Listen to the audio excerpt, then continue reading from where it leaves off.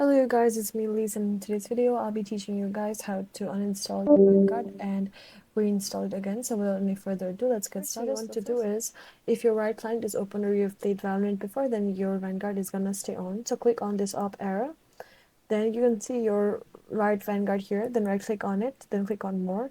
Then be sure to uninstall your Vanguard from here. So this is a quick and easy method of uninstalling Vanguard.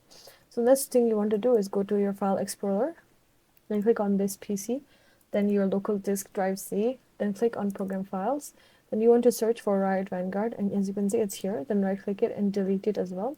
So this is the way of deleting your Riot Vanguard. And once you've uninstalled it properly, then you want to go to your Riot client and click on it and open it. And once you've opened it, then it will start installing your Vanguard directly by itself, so you do not have to reinstall it by any other method. So this is a quick and easy method on how you can uninstall and reinstall Vanguard if it's giving you issues on playing Valorant. So this is how you do it, guys. If you've liked this video, please be sure to like, comment, share, and subscribe. If you have any more questions, then leave it on the comment box below. It's me, Lee, signing off. I'll see you in the next one.